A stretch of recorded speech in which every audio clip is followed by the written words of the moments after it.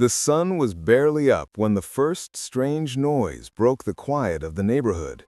It was sharp, rhythmic, and nothing like the usual morning sounds. Not a lawnmower, not a car door. Something else. Clack, clack, clack. Mira stopped mid-stride during her morning walk, her dog tugging at the leash while she tilted her head toward the far end of the street. The sound was coming from the old blue house, the one nobody wanted, the one that had sat empty for almost 2 years, until Noah moved in that summer. Ever wondered where you really come from? Not the stories, but the science. On this channel, we decode real DNA, uncover lost ancestries, and bring ancient genomes to life through cinematic storytelling. If that excites you, subscribe for weekly insights. Like the video to support science-based history, and drop a comment.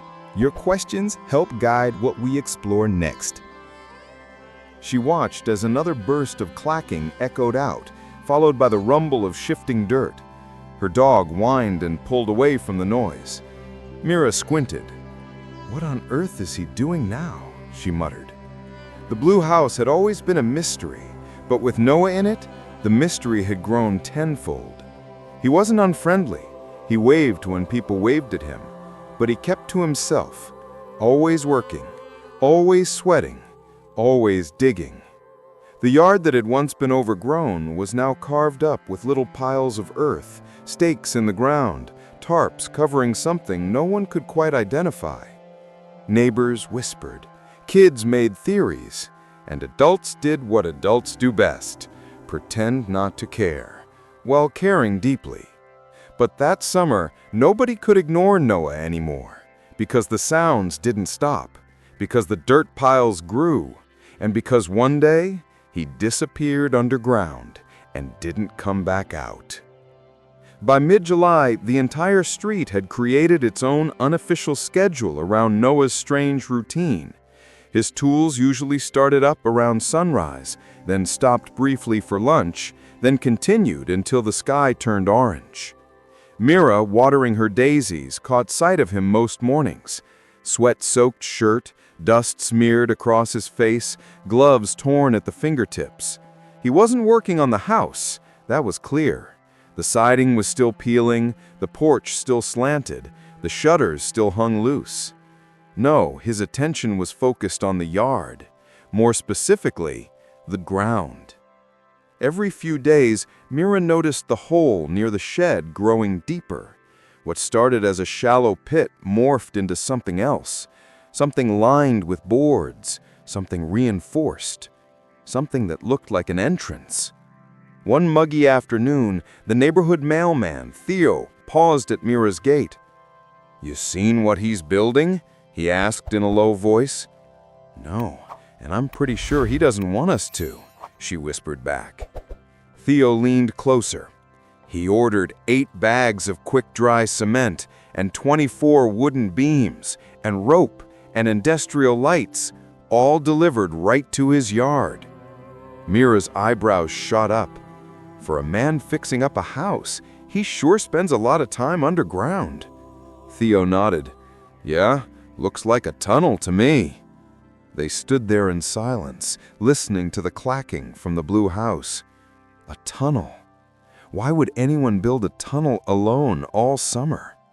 The answer hadn't occurred to them yet, but it would. And soon. 2 weeks later, something changed. The sounds stopped. No drills, no scraping shovels, no movement. Just silence, stretching across the yard like a blanket that didn't belong there. Mira noticed first. She stood on her porch with her morning coffee, waiting. Some part of her had grown used to the noise, but that day, nothing came. She waited again the next morning. Still nothing. By the third day, she couldn't shake the feeling that something was wrong. She went to check on him. The gate was ajar. That alone made her chest tighten. The dog bowl by the back step was empty and dusty. His gloves lay abandoned near the opening of the tunnel, the fingertips still bent as if he'd just taken them off seconds earlier. "Noah?" she called out. Silence. She peered toward the tunnel entrance, the wooden beams, the ropes, the light stringing down into darkness. Everything looked undisturbed. No signs of a collapse, no fresh dirt. Her stomach twisted. Later that day, the police arrived, not because of her, but because Theo had found Noah's mail piling up and grew worried. Officers walked the property, checked the house, and finally entered the tunnel. When they emerged an hour later, their expressions were unreadable. One of them, Officer Daniels, approached Mira. "We found signs he's been living down there for days. Food, tools, bedding." Mira's heart thudded. But why? Daniels hesitated. "We're still figuring that out." Then came the part that made the neighbors lean in closer. "We're organizing a proper search inside the tunnel at first light tomorrow. It's, larger than we expected." That night, the whole neighborhood buzzed with speculation, but Mira couldn't sleep. Something about Noah's quiet determination had always felt less like secrecy and more like purpose. She didn't know why. She didn't know what he'd been digging toward. She only knew she needed to be there the next morning. When the sun rose, the search team entered the tunnel. Mira waited anxiously with Theo near the yard, listening to the voices echoing below. Minutes stretched into an hour. Then Daniels called from inside. "You two should come down here." Mira's breath caught. She followed the officers into the cool darkness. The tunnel wasn't crude or reckless. It was reinforced, measured, stable. Every beam secured, every step planned. Noah had built it with care. The passage sloped downward until it opened into a chamber, and what Mira saw made her choke up. It wasn't a bunker, not a hideout, not a passage for escape.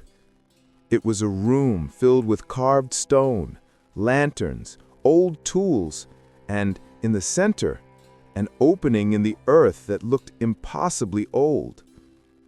Daniels gestured at the walls. He found this. "What is it?" Mira whispered. "An old storm shelter," Daniel said softly. "Looks like it dates back over a century, maybe longer. Possibly part of an early settler structure that no one knew existed." Mira stepped closer. The carved stones, the markings, the arrangement. It was untouched, preserved by time, almost sacred. Theo exhaled. He wasn't hiding anything. He was uncovering something. A notebook sat on a crate nearby. Mira reached for it gently. Inside were sketches, measurements, and entries in Noah's small, neat handwriting. Notes about history, soil layers, his excitement the day he realized the structure might be bigger than he first believed, and then one entry that made her eyes sting. "She always dreamed of being an archaeologist. I couldn't save her, but maybe I can finish something she would have loved." Mira pressed her hand over her mouth. This wasn't obsession. It wasn't isolation. It was grief and love and a promise he had made to someone he lost. As they explored further, they found more chambers branching off, untouched, historical pieces of a forgotten settlement buried beneath the town. Noah had stumbled onto it by accident while clearing roots in the yard, and instead of calling anyone, he dedicated his entire summer to preserving it before the wrong people found it and destroyed it. He wanted to finish it, document it, protect it, not for fame, not for money, but for her. The woman in the photos the police later found inside his house, smiling, holding his hand, wearing a dusty explorer's backpack. His wife, a woman who never got to chase the dream he was now chasing for her. The last pages of the notebook said it all. "When I go down there, it's like she's still with me, like I can hear her voice explaining everything we find. If I can preserve even a piece of this place, then I haven't lost her completely. Mira closed the notebook with trembling fingers. She understood now. Noah was eventually found 2 miles beyond the last chamber, dehydrated but alive, lying on a ledge where a tunnel opened toward another cavern. He'd pushed himself too far, too deep, trying to finish documenting one final section. When he woke in the hospital, Mira sat beside him. He looked fragile, but when he saw her holding his notebook, his eyes softened. "You went inside," he whispered. She nodded. "You did something extraordinary down there." He swallowed, emotion thick in his voice. "I just wanted to finish it for her." Mira squeezed his hand gently. "Then let us help you finish it." And for the first time since moving into the blue house, Noah let someone in.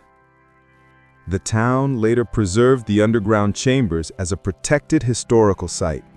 Noah worked with experts, real archaeologists, who praised the care he took and credited him for the discovery.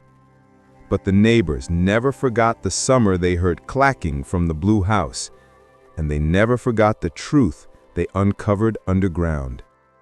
A man wasn't digging a tunnel to hide from the world. He was digging to hold on to the last piece of someone he loved. And when the world finally understood, they not only appreciated what he found, they appreciated why he found it.